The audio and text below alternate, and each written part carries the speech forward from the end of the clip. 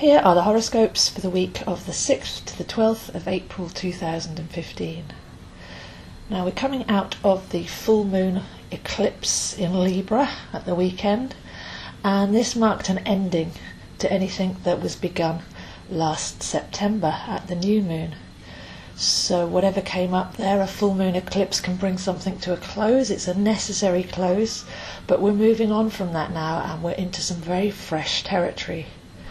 So this week we have obviously the sun in Aries, and that is the first sign of the zodiac, the spring. But we also have the sun meeting Uranus on Tuesday. So this for me is the definition of April Fool's Day.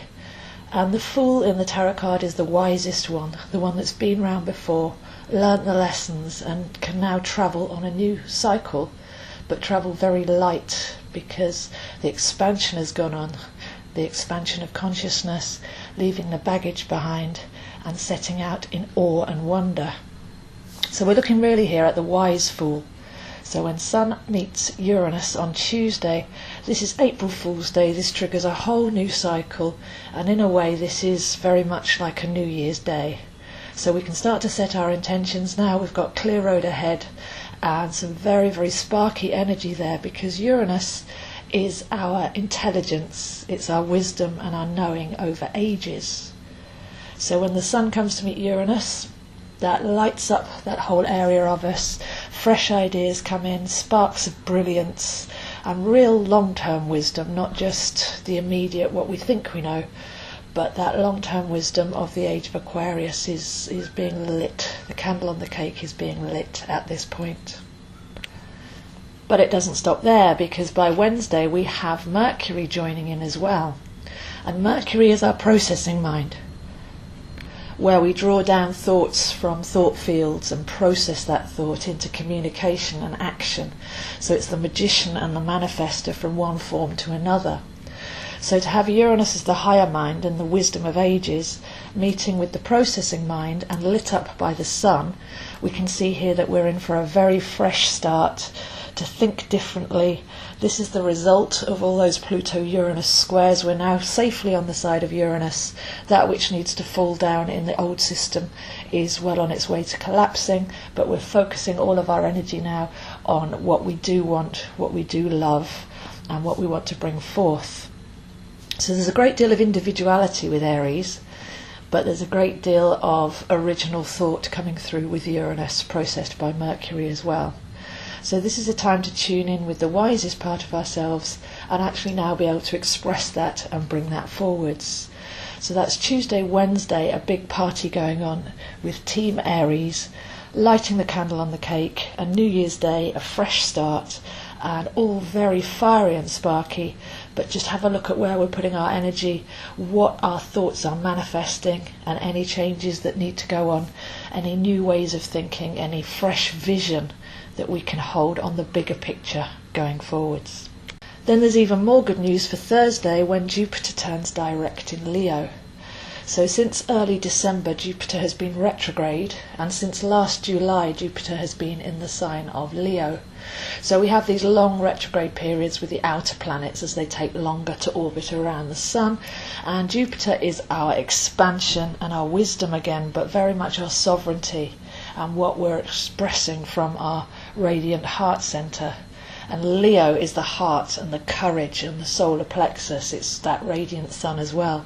So the combination of those two now turning direct, whatever we've learnt since December, when we took all of that wisdom and exploration for expansion inwards, we're now being able to express that outerwards as well. So what a great combination. The sun, Uranus and Mercury all in Aries, fresh, bright, visionary energy, and then Jupiter turning direct, which is our sovereignty and our radiance of that. So it's beyond thinking now. We can have the genius thoughts and the new vision. We can express that through communication and action, but we can also radiate that out from the heart. And again, it's about our sovereignty. There's nothing in the current age that says we all have to be one size fits all. We're here to express our unique vibration, and as long as the vision is holistic, the way that we express this and the way that we activate our chart and our uniqueness is all adding to the bigger picture without everybody falling into the same pot. So there's a great deal of sovereignty, individuality, wisdom, knowing, drawing down and radiating outwards, all going on at once, Tuesday, Wednesday, Thursday. And just because those are happening on those days doesn't mean to say it suddenly stops by the weekend. This is a new process that we're in. This is a new cycle. So we're going to begin to practice that activation. And Jupiter will stay in Leo until July this year. Actually, Jupiter will stay in Leo until the 12th of August. So just leaving that Leo energy by July, but summing up everything that we've learned. So we have majesty, radiance, self-awareness, and a vision of where we're heading forwards all together, all working towards that August date. So this is very much the beginning of a way of being, to know ourselves, to start a new cycle, light, bright, expanded, and hopeful, and full of the awe and wonder of life. Now that we've had some of the Pluto in Capricorn destruction, we've had the solar and lunar eclipses bringing things to necessary end and culmination, but now we're stepping forwards. So there's no need to take any negativity forwards, there's no need to drag all the baggage forwards. This is very much a time to have that fresh vision, to be able to step forward in an expanded and light way in awe of what we're creating, and very much to use the imagination. That vision needs to come from imagination, and that imagination is based on kindness and love and hope and unity.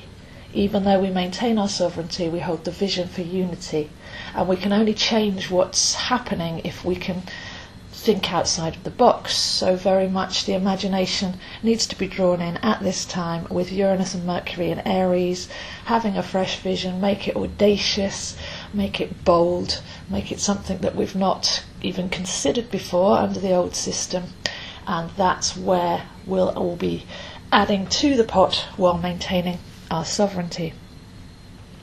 Then by the weekend we have Venus in Gemini. This is only for a couple of weeks, but again it starts a new cycle. So Venus is our value, what we love, the creativity and the nature in life, male or female. We all have that love and value. And Gemini is our processing mind. It's the polarity within us. It's what we're thinking and what it's creating. So again, this is going to add to the pot. Venus in Gemini asks us to observe our thoughts and emotions and how one affects the other. So if we're not feeling great, quite often it's because we're thinking within a program, and our emotions are a compass to show us if we feel a contraction or anxiety inside. Then we can check in with our thoughts. We are the observer of our thoughts. We can see what program is running in the background, and then we can step in and change that, because your thoughts will always be running. But once you're the observer, once you come home and you're the master of the house, then we can actually have a look at the inner landscape, the inner narrative, and see what's actually going on in the background. But we can step in and make those changes. So the thoughts and the emotions, what you're thinking affects how you feel, and sometimes how you feel then triggers what you start to think about. There's a loop, but it's all about presence here, because Venus is the heart as well. So when we're not feeling good, we have the power to step in, but all it takes is the observer and the awareness of that. And we have a chance to have a look at our subconscious this way as well, because whatever's running in the background is coming from the subconscious. So when we do observe it, we can see how we are. And it's often said that you wouldn't talk to your worst enemy the way that you talk to yourself. So the constricted, limited thoughts are one of the poles of Gemini. And then the opposite of that would be the positive, expansive thoughts. But what we can do is get trapped in the mind, because we try and think ourselves out of a negative space. But for me, what Gemini represents, and when any planet goes through Gemini, we have a chance to jump to the opposite pole immediately. So if you have a thought running about anxiety for the future, you can try on the other shoe. You can literally try on optimism for the future, because they're both as probable. But we have part of our brain which is always in fear, struggle and survival, and creates a story quite often of fear going forwards. What if this happens? But while Venus is in Gemini, if you catch that, you can say, well, what if this happens? And jump to the opposite without trying to think and psychoanalyze, which gets us deeper into the story. Can literally jump to the other pole, because we don't actually control the future with our mind. But like I say, we do often have a bit of a negative story running. It's a fear protection thing to get ready in case something bad's coming along. But that's, again, just not necessarily true. That's a habit. So we have the chance here to break that loop, the thoughts and the emotions. Are they spiraling downwards? Are they restrictive? Are they confining? Are they coming from a place of fear? And the two poles here seem to be suggesting fear and love. So that awareness, the observer, very, very important. Well, Venus is in Gemini. See if you can see what's going on. What are you saying to yourself? What are you expecting about the future? Is it coming from a place of fear, or is it coming from a place of love? Because once you change that programming, you're actually attracting the most likely future. So we can have those negative thoughts, but then you're more likely to make those happen. Jump to the opposite pole and energize, and use that Jupiter in the heart, use that radiance and that sovereignty to actually change the potential future. And this is very much what astrology and tarot performed properly are all about. There's no set future. There's a road that you're on, and if you keep going in that direction, then there's a likely future. But a good tarot or astrology reading will show you what direction you're heading in, and then if you don't like the result, if you don't like where that's leading you to, then we can ask questions like, what can I do about this? What are my blocks? What can I do to change this? So we have a lot more control than we think, but it does involve heart and imagination rather than that rolling backstory, the programming and that mental chatter. So all in all, a very good week. The eclipse has brought whatever it needed to bring. Balance, hopefully, at the spring equinox, balance of relationships between male and female, higher and lower self, and a necessary ending to a story from 6 months ago. And now we light the candle on the cake with the Sun and Uranus and Mercury, all in Aries, rewiring our brains to think differently. Jupiter turning direct in Leo so that we can radiate out that vision and that self-love and that sovereignty. And then Venus in Gemini helping us catch any negative thought programs, beliefs and patterns of behaviour, and be able to edit those on the inside to create a better potential future. So all looking really hopeful, really light, really bright, really energised this week as we step really into a new cycle. This is New Year's Day, spring has sprung, and we have all the tools necessary to create a beautiful summer. So those are the horoscopes for this week, and I'll see you next week. If you'd like to work with these energies a bit more personally, I actually have a Rebalance Relationships workshop coming up on the 17th of April, and that's in a Chalk Farm Camden residence, so I can send you the details of that if you're interested.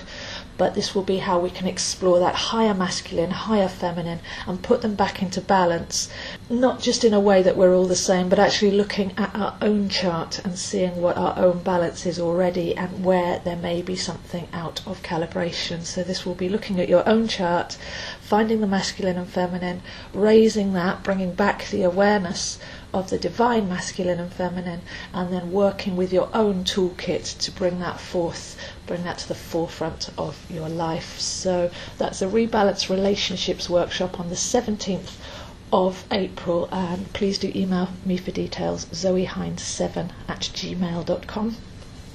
If you can't make that, that's available as a reading as well, and I'm available on Skype, so that's a global option.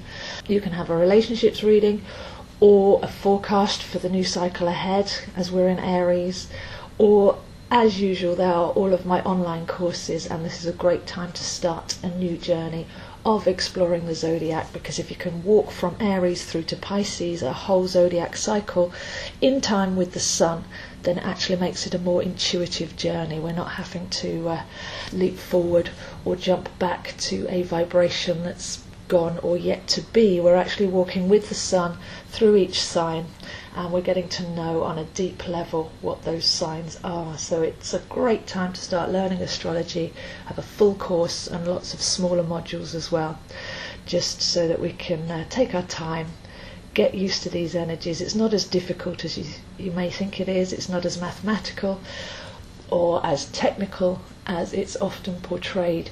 This is about you and nature and your place in space. So whether you fancy a relationships reading or a different reading, a forecast, whether you fancy joining in with some of my short online courses, you get a video, notes and email access, so there's plenty of support there. Whatever you decide to do, we have a new year now, we have a new cycle, and we may as well embrace it and actually go forwards in harmony. So for any of that, please do contact me, zoeheinz7@gmail.com.